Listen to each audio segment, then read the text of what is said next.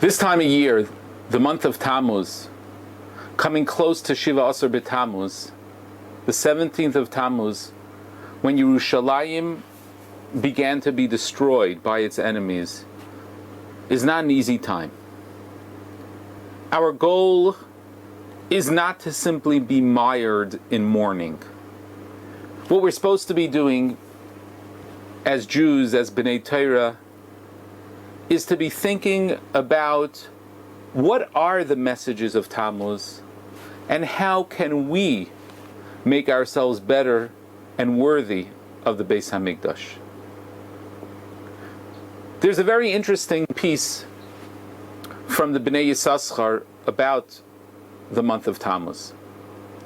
I often joke with my wife, who's a descendant of the Bnei Yissaschar, that most of his Torah is so esoteric that it's beyond my understanding. This piece of Torah is no different. It is esoteric, but thanks to Rav Melech Biderman Shlita, I've come to a little bit more of an appreciation and understanding about what the message of Tammuz is for us. Bnei Yissaschar writes, in his esoteric fashion, that during the Musaf of every Rosh Chodesh, when one concludes the bracha Mekadesh Yisrael v'Rosh Echadashim,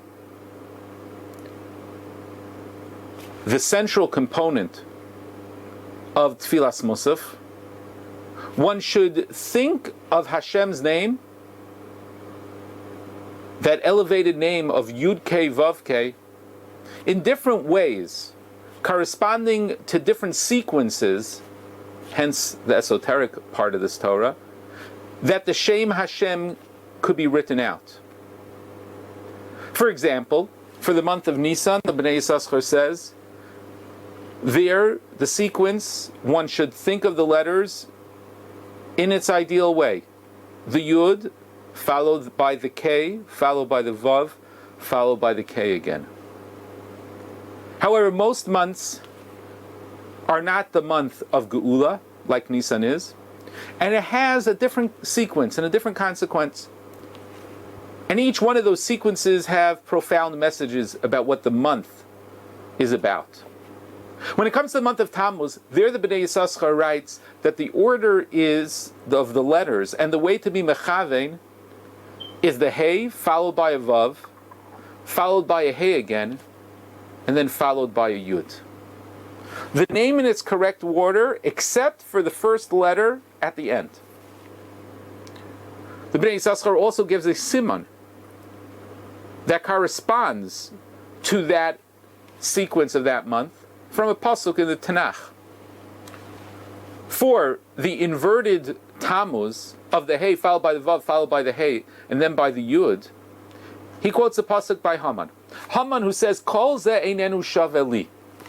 All of this, everything that God has given me, I can't appreciate.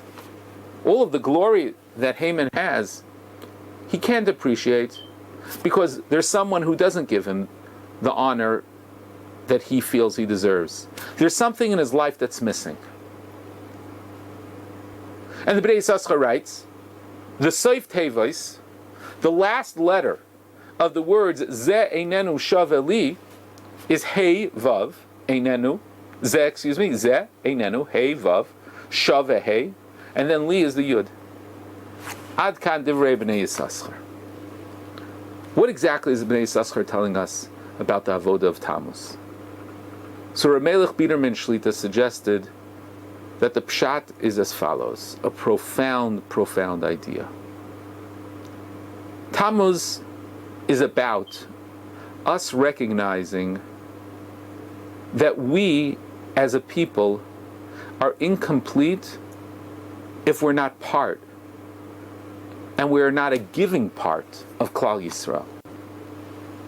If an individual is focused, as we sometimes are, from our selfish perspective, a perspective that is driven to always want more.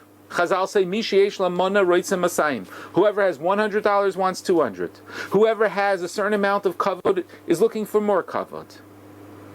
The ego has often an appetite that can't be satiated. V'chol zeh einenu shaveh li. When a person has that attitude where they put themselves first, even if everything else is right, the Hey is in the right place, everything that the Hey of the Shem Hashem represents, the Vav is in the right place, and the Hey is in the right place.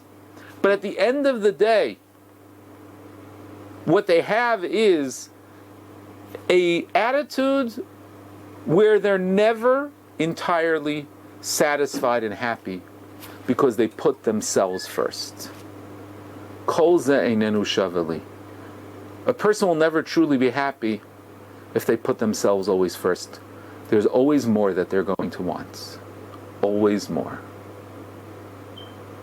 Of course, the Beis HaMikdash is destroyed because of baseless hatred, and Sinas Chinam starts with the inability of seeing the world from a broader perspective. A perspective in which we give and we don't look to take. We honor and we don't degrade. We speak with warmth and happiness as opposed to anger and cynicism.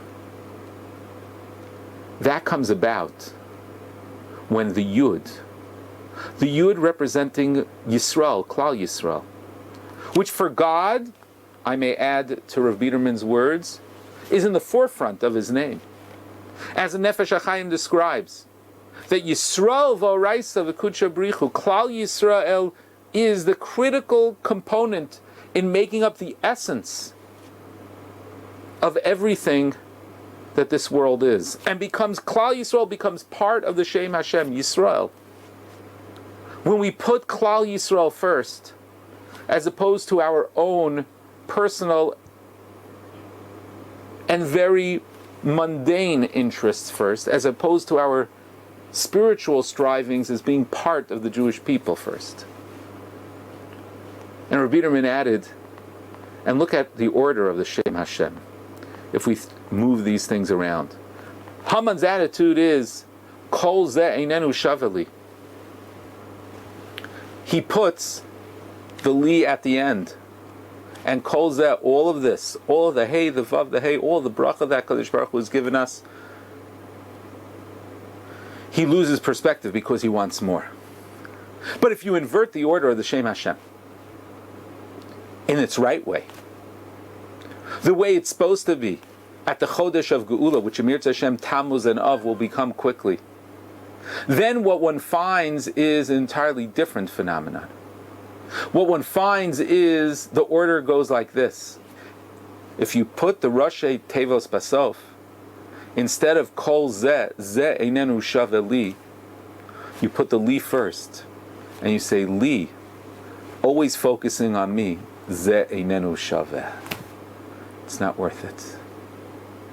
Because in the long run, we become happier people when we put others first.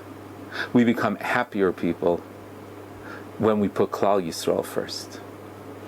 We become happier people who bring Geula when we say Li Zeh Einenu Shaveh, Avol Klal Yisrael Zeh Shaveh.